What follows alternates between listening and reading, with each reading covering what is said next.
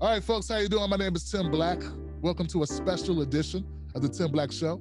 This is number 2 in a series of special interviews I'm having with influential and inspiring Black women. In honor of Black History Month, I have a special guest.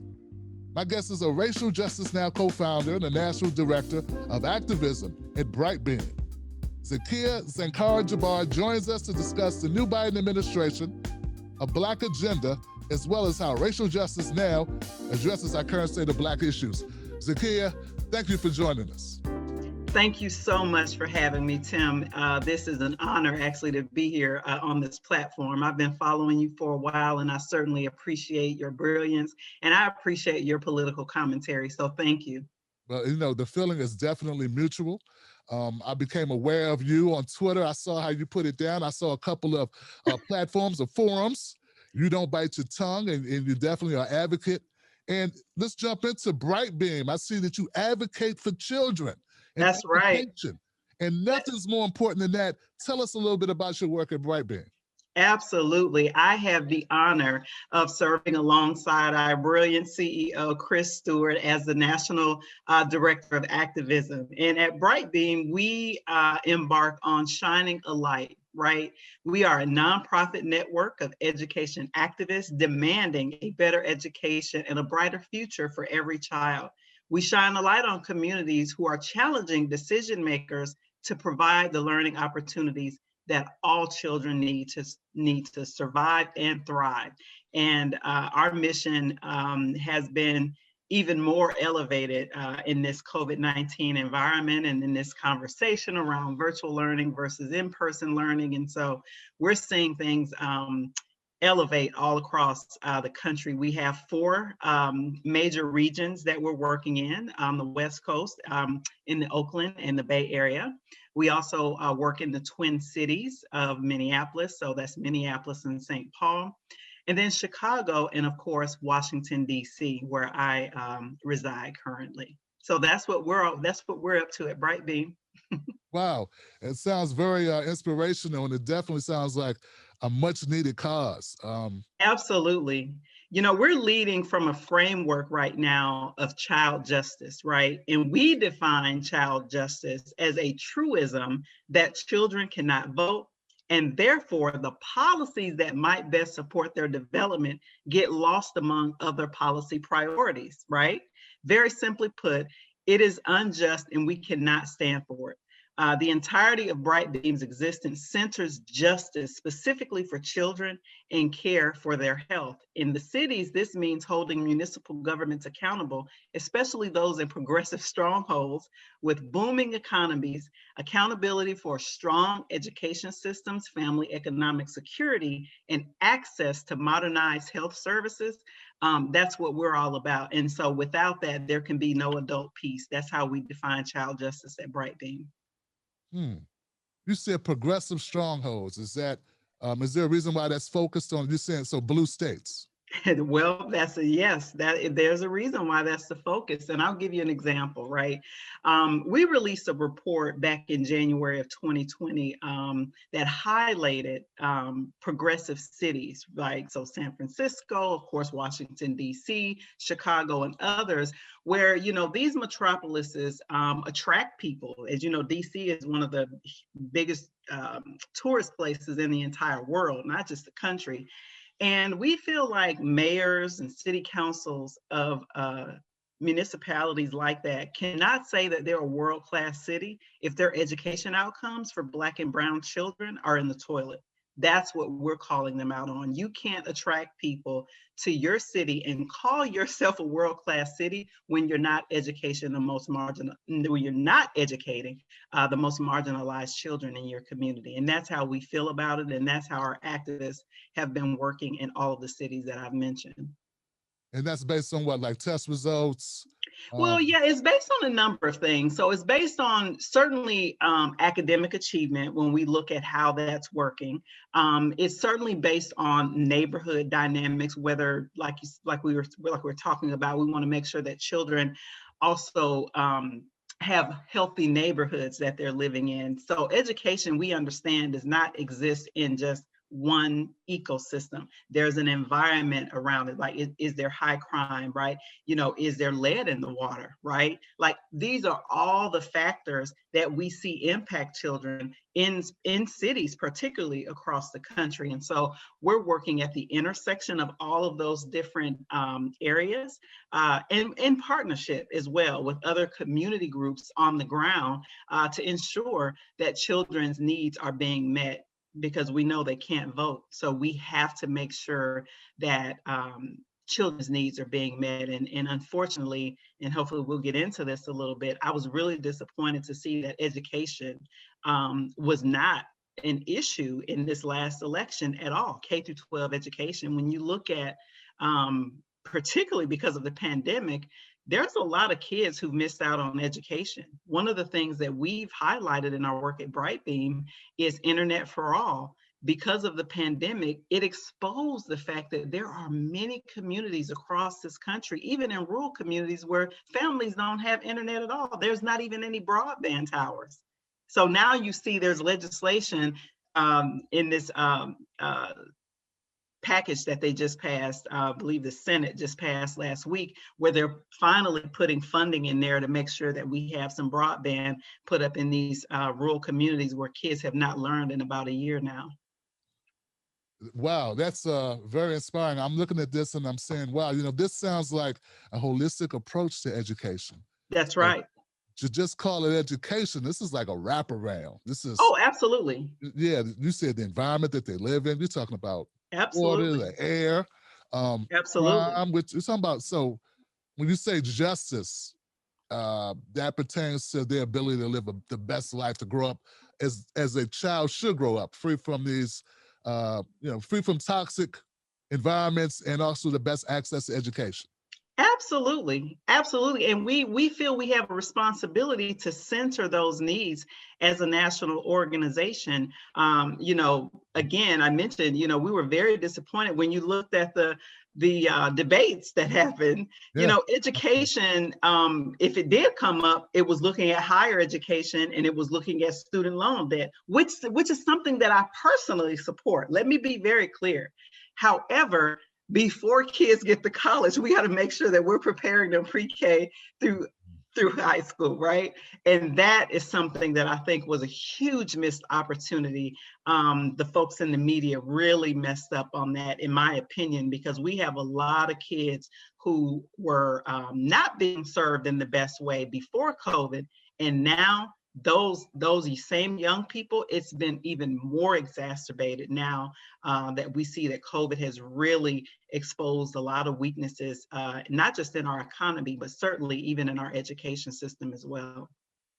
You had me at hello on that. I'm telling you, I'm seeing it. I'm seeing it with my son. My son's home, as most children are. Yes. And I'm like, wow, if you don't have parents that are able to be home with you, I don't know what you do. And then if you don't have internet access, then I guess they have to go into the school, right? If you don't have internet access. Well, a lot of the kids, if they are not having internet access, families are just doing the best that they can. I mean, they're kind of technically homeschooling in the best way that they can. I've actually written several opinion pieces about this, Tim, that calling on not just the district officials, but also calling on our teachers unions to say, hey, I know you all have a responsibility to make sure that you're representing the best interests of teachers. But I have to remind you that teachers are one part of the education ecosystem. We also have to make sure that we're incorporating the voices and needs of our most marginalized families. When school districts are making decisions about staying virtual or about coming back in person, you have got to get feedback and thoughts from the people who are most marginalized in your community. That means working class parents, that means poor parents, that means single parents, all of the families who are currently missing in the larger debate that we see right now happening in the media. And so that is the constituency for us here at Brightbeam, that we're making sure that we're shining a light, that there's a light on other things, but hey, we're calling you back. Like, let's go over here and make sure that we're having conversations here and get their voices and input about how to move forward. So that's something that's very also important to me very personally.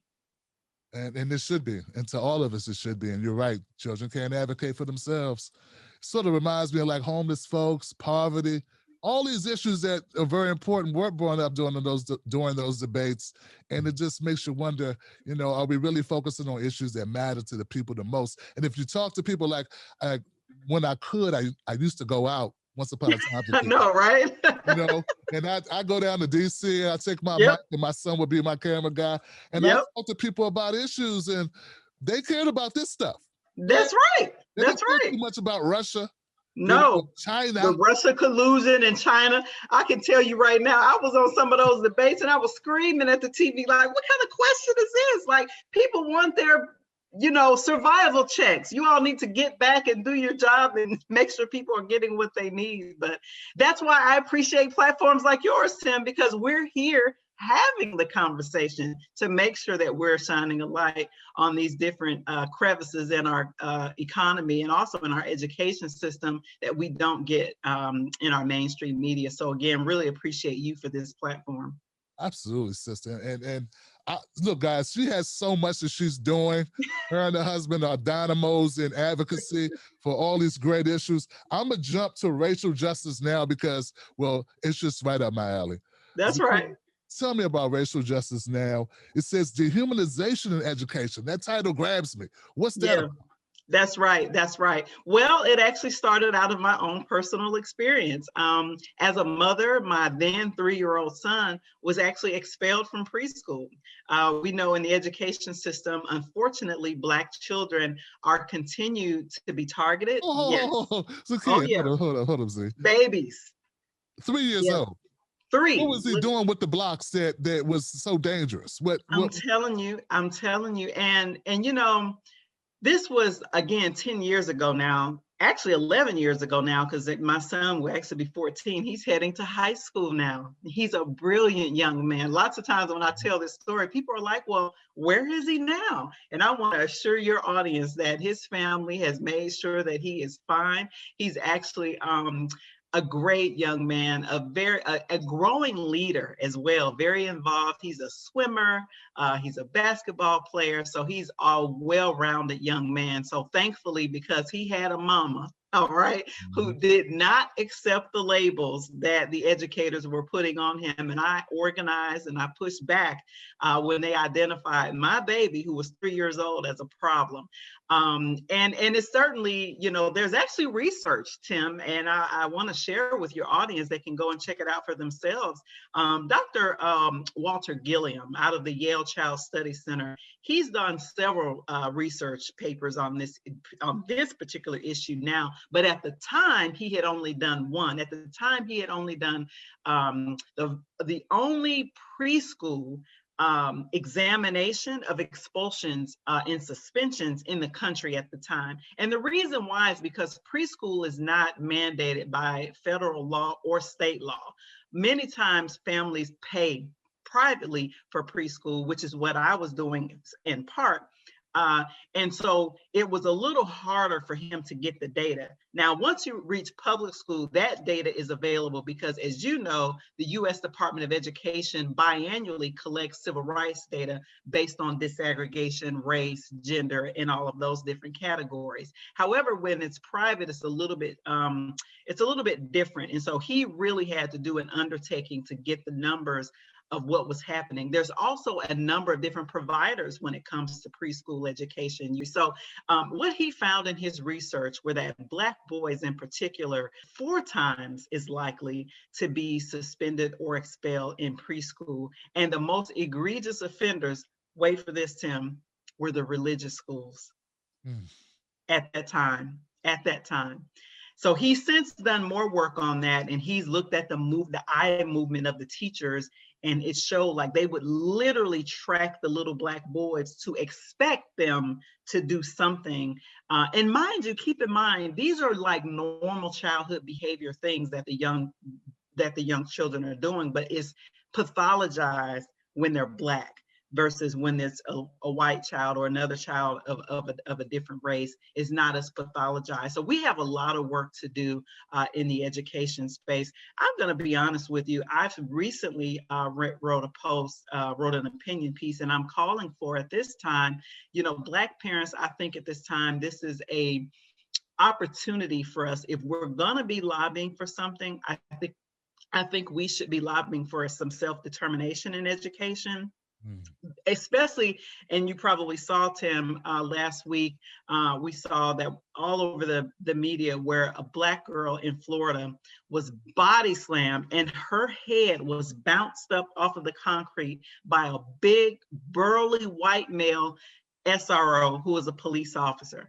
That's another area of the work that Racial Justice Now does, is to push for reform when it comes to suspensions and expulsion. But we have also called for the end of the regular presence of law enforcement in schools here in the state of Maryland and also in Montgomery County public schools. And so, as you mentioned, my husband is working on that. And we also have a project director, Carolyn Lowry, doing a lot of that work here in Montgomery County, and also at the state level in Maryland. There's a bill currently in our Maryland state legislature that is taking a look at moving $10 million that is currently going to the SROs across the state to move that money into mental health professionals for students who may be experiencing some kind of emergency that doesn't require a law enforcement officer, and also just plain old restorative justice. We have to discipline. When you look at the definition in the dictionary, it literally means to teach.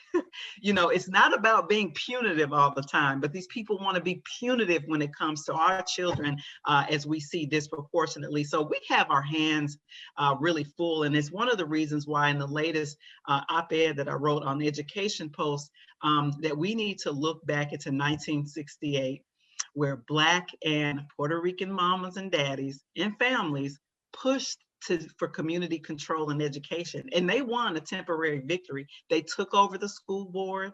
They hired the teachers, they hired the principals, but it was also a site of great tension at that time with the UFT in New York. Actually, it triggered the largest strike in history at that time of teachers. The teachers actually went on strike to push back on the power of parents at that time. And that's history. NPR has covered it, thankfully, and others. In 2018, it was 50 years. So there was a lot of stories that came out about that. But I'm pushing for something similar of that today. I do think that because COVID, unfortunately, right, has presented an opportunity. Many families are not getting what they need in the virtual learning environment. I'm one of them. As I mentioned in my article, my husband and I have shelled out about $6,000 to educate our 6-year-old and our budding high schooler because we have had to hire people, especially for our 6-year-old, because we both work. And sometimes we need someone to help, basically it's childcare, and also, you know, to help scaffold some of her learning activities. There's a lot going on in education. And as you can see, we have our work cut out for us. And I think that it's time for Black parents to organize our lives in a way where we can successfully educate our children, if not take over with community control of education. This is just an opportunity I think we nationally should at least start a conversation around about how we can do that at a national level. Wow. I know, right? Wow. You made so many points there. I could just. I'm sorry. I mean, you know, it's great. It's great stuff. It's great information. You reminded me of a story. I think that a lot of Black parents, and I'm going to make this about Black parents because I'm a Black man, and that's right. It's a personal story. My sister, when she was in like 2nd grade, they ended up holding her back a grade, and that damaged her psychologically. That she wasn't going forward. But at the time, my mom did not know the questions to ask. Like she wasn't Zakiya. You know what I mean? She had another, we had my little brother, and then there was me, and my sister was the youngest. And she had, you know, so much going on. And at the time, those conversations, I didn't see them taking place. I wasn't aware of it. But it was so important for my mom to know that this could be their determination of, or evaluation of what her issues were, if she had issues, could be rooted in bigotry or rooted in racism or discrimination. Absolutely, 100%. 100. I don't know if you saw my tweet yesterday, but there's this viral tweet of this beautiful little Black baby on beat. right? Like doing some drumming. I mean, the baby looks to be 18 months, if that. And it reminded me of Janice Hale's work out of Michigan State. Her moniker was like, we may be different, but it doesn't mean deficient when it comes to education, right? These Black scholars knew that Black children actually came here. We come out of the womb brilliant, right? Amos Wilson actually wrote a book on that, right? But their research actually showed the decline. And I thought about that when you said that about your sister. The decline happens once they enter school. And when they enter school with educators sometimes who have low expectations, who have their own biases about how Black children, Black inferiority and all of these different things, many times the young children don't have the language to push back on that. And they really sometimes don't have the language to tell their parents, this happened to me today, right? And like you said, sometimes the parents, like your mom, we're so overwhelmed many times that we don't necessarily have the time to advocate. I realized how privileged I was at that moment that I did have the time to advocate because I had a job, working for state government at the time, and I was a union worker and I had some protections. If I needed to call off work to go and check on my baby and advocate for my baby, I had some protections on that job where I could call off work and do what I needed to do for my child. Many Black parents, particularly single Black mothers and Black fathers who are working class, who don't work on jobs, who have union protections, I have documentation where parents have lost their jobs advocating for their very young children. In fact, I have to say this for your audience, the work of Racial Justice Now led to a bill being passed in the state of Ohio that banned the suspensions of preschool through third grade suspensions in all of Ohio's public and charter schools. It took us several years to get that work done. And it also, just so your audience knows the context of that, Ohio is considered a red state, right? Ohio, the state legislature is Republican, is controlled by Republicans, and the governorship is controlled by Republicans. It was John Kasich, who actually spoke at the DNC convention last year, who signed our bill into law. So a lot of people see him as a moderate, I'll let other people judge him on that, but I'll say he did the right thing on that particular issue because that was an issue that was very important to Black parents across the state. We organized all across the state in the major 8 cities in Ohio, from Cleveland to Cincinnati, of course, to Dayton, where that was my home space at the time. And of course, in Toledo and even in some parts of the southeastern part of the state that is more rural in Appalachia, there's Black folks there too. So we did that. And that's one of the things that I'm actually most proud of in my career. We didn't get everything that we wanted. As you know, that's how it is when you do policy work. But I can say that that bill has made a difference in the lives of Black children across that entire state. When we talk about biases, we know they have implicit bias and explicit bias. That's right. And the implicit bias, you may be unconscious of it. That's right. A lot of folks don't understand that, a teacher could mean well. We're not every teacher that falls under these issues that would suspend a 2-year-old, well, not 2-year-old, a second grader, or even a preschool child. They might not be doing this to be negative or to be reactionary or biased, but they have built-in biases that then, like I said, they might not be aware of. But we have to act as advocates for our children. That's absolutely right. Take what they say and be like, okay, they know best. Sometimes a child can't articulate. They'll say, the teacher doesn't like me. Sure. That's their best way of articulating that they're not being treated fairly. And it's up to parents. And of course, Zakiya knows this. I'm just trying to chime in. This is her thing. But, but we have to say, you know what? Let's check it out. Let's form our own opinions about what this teacher is saying about this child, because that stigma goes a long way. My sister ended up being an amazing, highly productive, very successful person in her own right. That teacher didn't know what the hell she was talking about. Exactly. This is bad. She's on top of game. So that's right. And all of I'm happy to hear that. Yeah. But okay, so once again, like Zakiya has so much stuff here. Black agenda, another subject. Woo, let's Everything get you to do, it. I'm into everything. So Joe Biden, okay, so what happened? Joe Biden won his election. He's in the office. We got the House, we got the Senate, or if they have the House, they have the Senate. I'm independent. I vote based on who's running, who I think is going to do the best job. But the Democrats really have no excuse now. What about that Black agenda, Zakiya? What do you think? If it was up to you, what would be the first thing that you said they should push towards the Black agenda? What topics? Well, that is an excellent question. I have to say I'm also a political independent, and it took me a minute to get there. As you know, we're African Americans. I actually grew up in a very politically involved family in Ohio, and so I was actually involved in the local Democratic Party of my county. In Dayton is also Montgomery County, Ohio, and also the Ohio Democratic Party. I will save you a lot of those stories, but know that I am now an independent, so you can take your inferences on what that relationship was like. As far as a Black agenda, for Joe Biden, African Americans economically are suffering. We're suffering in every social and political category, and we are in a state of emergency. We have been in a state of emergency for a very long time. I'm actually very disappointed not to see specifics in the most recent executive orders that he has signed. I'm very concerned, particularly around this conversation about reparations.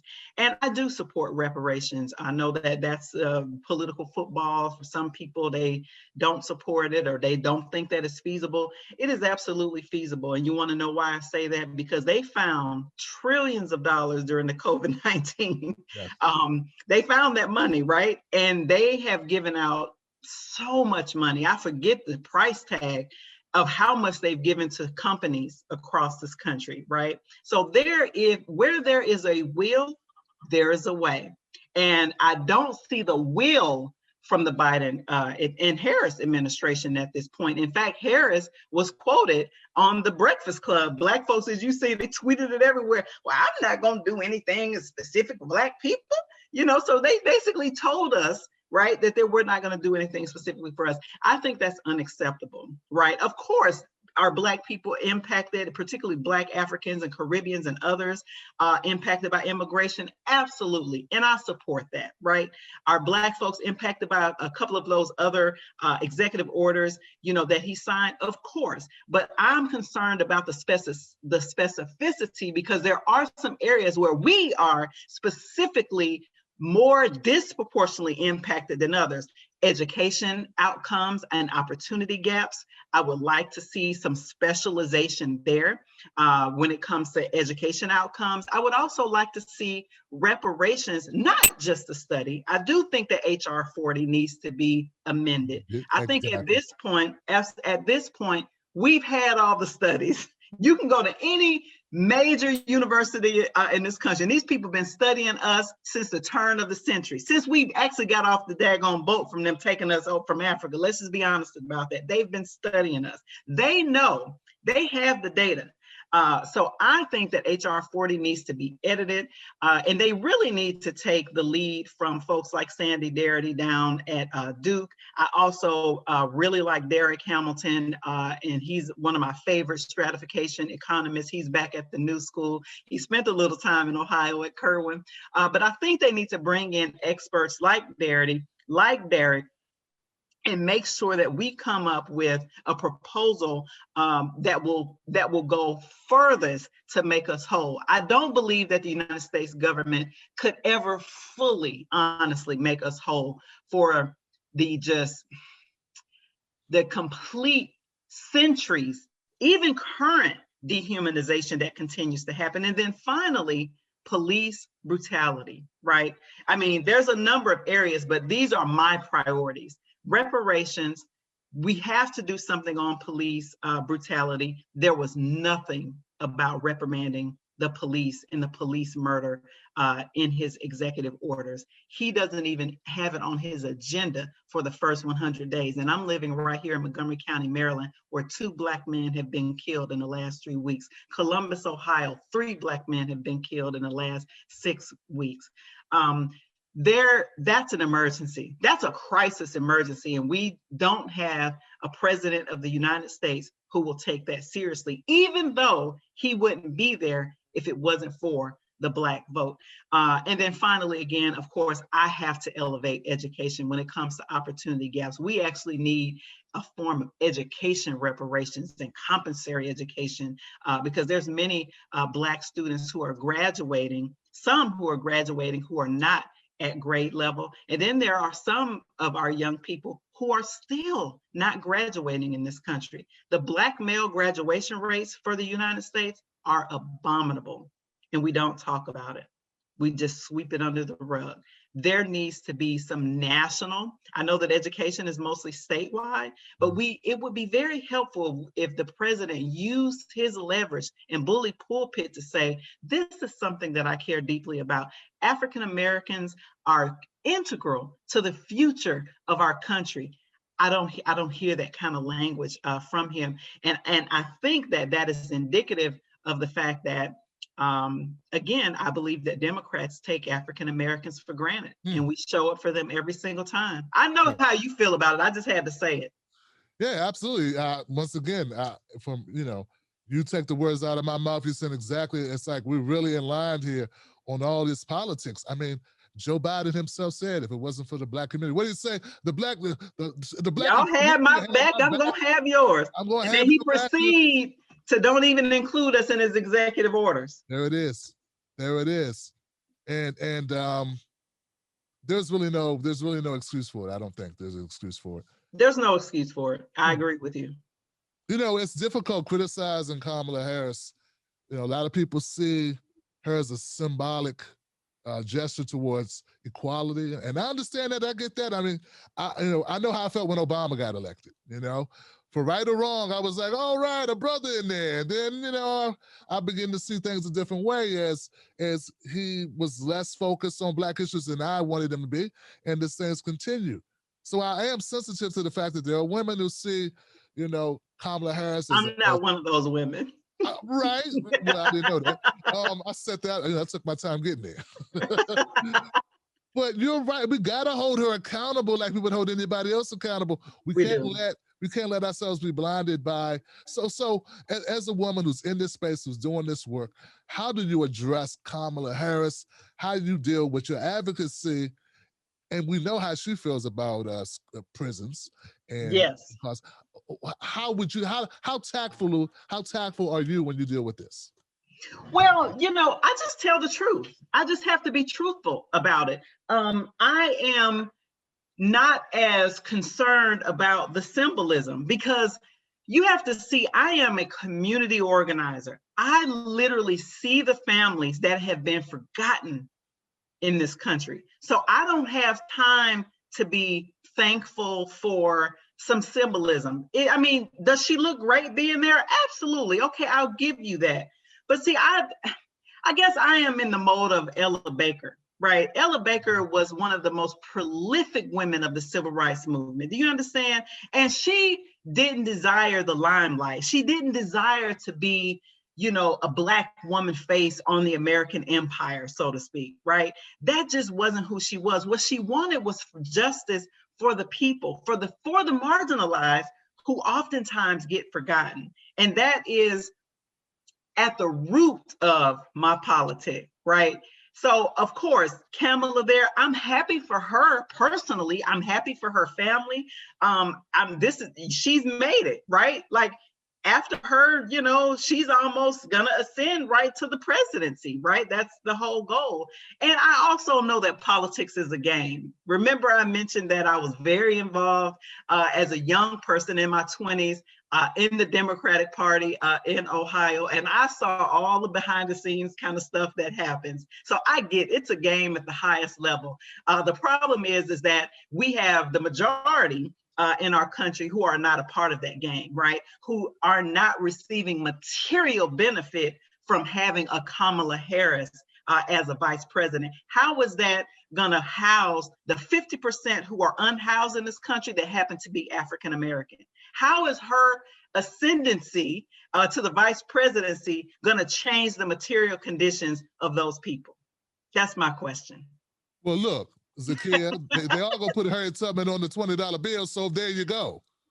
And you know, they're doing that at a time where we're moving to digital currencies. Isn't that amazing? A woman that was traded for, look, a woman that was traded for money in the U.S. is now going to be on money and traded as an instrument of money. That's right. That's right. And why would Black people have a problem with that? Why do they ask any Black people about anything before they do it? That's my thing. You know, who are they need to ask like Zakiya. They're not asking me, certainly. They're not asking you. No. Yeah. That's one of the issues is that unfortunately, the parties and the Republicans do this too. They have their picks. You know that. They have the people that they see as the spokespeople for a particular community. And so for us, the Democrats have people that they actually write checks to get out the vote. We know that. That's a part of the game. The problem is, I think, with that is that for the people who are going to do that, have the heart to negotiate for your community. If you see that there are people in your community who have been completely left out of the so-called American dream, completely at the bottom caste, if you will, of the economic ladder and education ladder and healthcare. When you look at healthcare outcomes, I mean, our babies are disproportionately dying from infant mortality. So sometimes our babies are not even making it a full year for their lives. So we have a number of different, again, emergencies. And I use that word very intentionally, because if you go to, if you go to east of the river, right, in DC, there's an emergency. If you go to West Dayton, Ohio, there's an emergency. If you go to any of the parts of, the Black Belt of Alabama, there's an emergency. Wherever working class and poor Black people are, there's an emergency. And I am concerned that even the elected representatives that they have sent to Washington are not in tune with their own communities and not listening to what their needs actually are. It is a myth when people say, well, we haven't created an agenda. Yes, we have. There are so many community groups across this country who have met with their legislators and have outlined very clear what the problem is. The problem is that the people in power don't listen. They listen to the people who are the donors and not the people who are electing them. And that, until we actually deal with that part of how the elections work in our country, we're going to continue to have the outcomes that we have, and that's unfortunate. And now that Donald Trump is out of office and they're looking to impeach him, they have those proceedings today. I haven't tuned in at all, Zakiya, to see how I haven't either. I got a feeling that it's going to, stall out, so to speak. I don't see Republicans. I mean, as horrible as Democrats see Donald Trump, a lot of Republicans still fear him. And if they're in office, they don't want the Trump supporters to vote against him. So they're not going to come out and impeach Donald Trump. I don't see it happening. They're more concerned with keeping their positions. You know what I mean?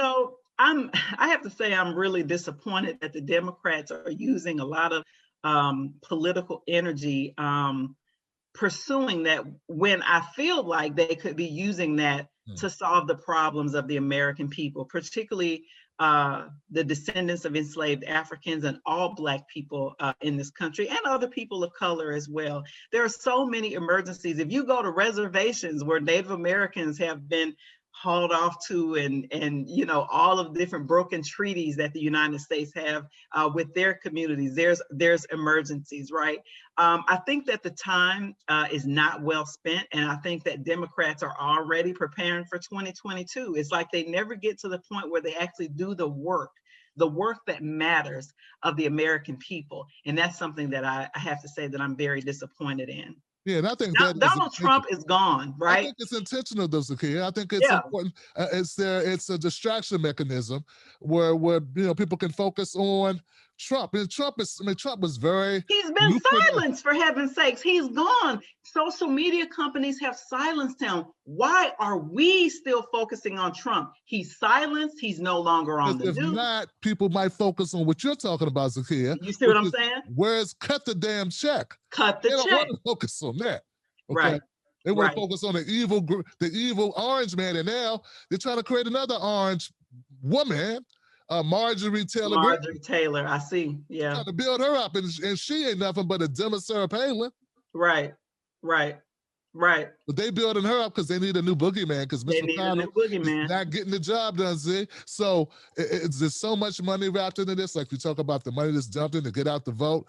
Though this money brought in by having the evil Donald Trump, and now they need somebody to take their place and also distract us away from getting done what needs to be done for our communities. And look, I respect the Native American folks, and I want them to get their just due. I think all marginalized groups deserve that, but we're at the bottom of everything good and at the top of everything bad in this country, and it has been that way for a long time. And excuse me, long time. When they talk to Native Americans, they say Native Americans, what do you want? They don't say, well, hold on a second, let me talk to the black folks and see what they want. Hey, black folks, what y'all want? They go ahead and do their thing. So respectfully, I have to submit, we need to just focus on our own shit right now, because right now we dying right here, and we need to focus on that. And Native Americans didn't get Joe Biden's ass in that office. We got his ass in that office. Right. Right. So it's safe to say, Zakiya says, forget this impeachment. Let's just move on. Let's do the work that needs to be done.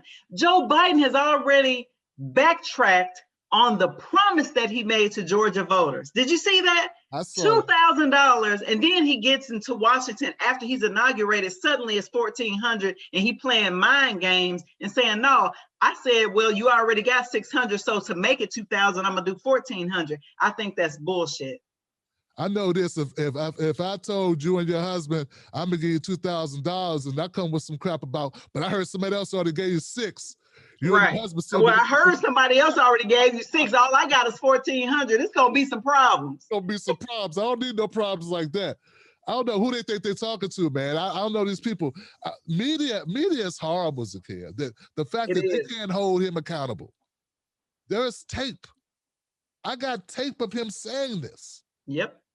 That there are commercials of Ossoff and Warnock running on this. Yes, they ran on it. They ran on it. I feel like it's like we like they erased our brains, like in Independence. What was it? That Will Smith movie, Men in Black, where they hold the Men in Black, yeah. My son loves that movie.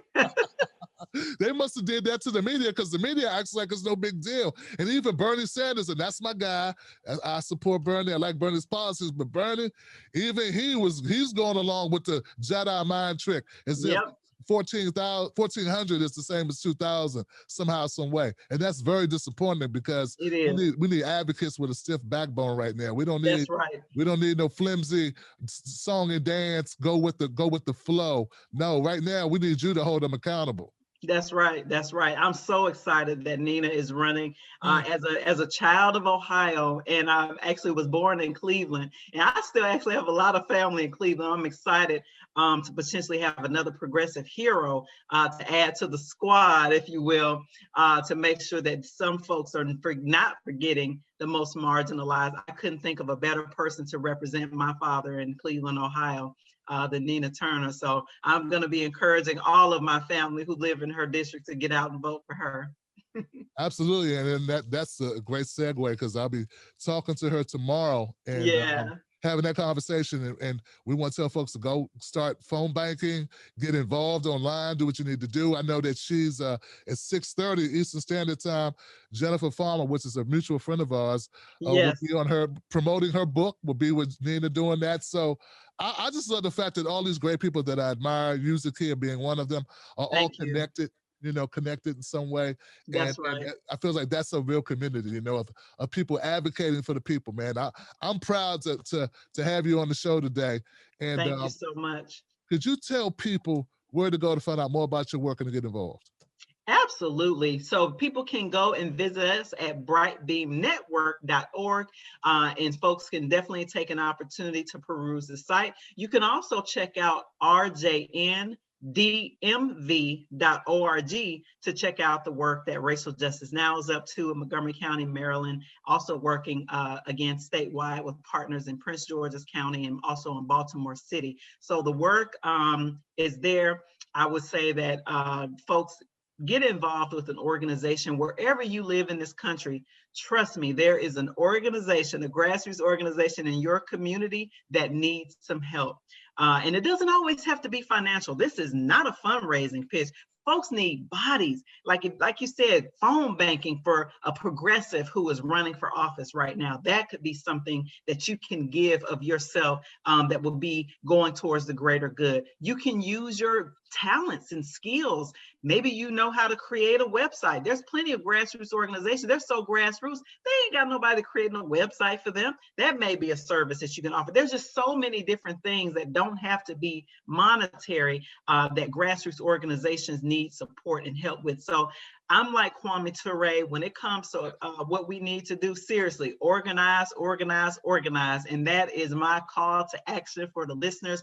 Join an organization in your backyard. Thank you so much, Tim. I hope you have me come back because there's some other stuff I'd like to talk with your audience about. Absolutely. And look, I'm going to take you up on that because I need the content and I love your point of view. I love how you're a straight shooter. It's a rare thing. It's very refreshing to have someone I can go to any topic and I know she's going to say how she feels and we ain't got to tiptoe around nothing. That's right. You know, Zakiya wasn't like, hey, Tim, we can't talk about this, right? We got to talk about this, just this. No, she's like, just whatever, you know. Let's go. Let's roll with it. Yeah. That's right. That's a beautiful thing, sister. And once again, guys, check out Zakiya. Follow her on Twitter. Everything's in the link description below. And what can I say? How would I end this, Zakiya? I don't know. Closing words, Zakiya, I'm going to leave it to you. What can we say to close this out? Let's close it out by saying folks can follow me on YouTube as well. People can go to Real Talk with ZSJ. Real Talk with ZSJ. So I'll have some content there. And people can also follow me on Twitter at Zakiya Shinyere to keep up with my happenings. So as Tim says, I have some interesting content that I tweet out every now and then. So if people are interested in it, they can follow me there. Thanks so much for having me, Tim. And thank you for having me on your show. I'll see you soon. That's right. That's right. You already know. You got a place with me every Thursday at 8 p.m. That's what's up. Thank you so much. Once again, that's it for the Tim Black Show. I'll see you guys on the next one. Don't fall for the banana in the tailpipe. Don't be fooled by corporate media talking heads misleading the people. Get your news and information from an entity that keeps it real.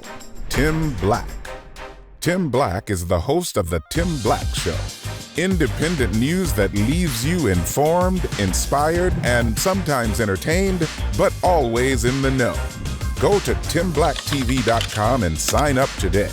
The Tim Black Show is news for people who can't stand the news. See you there.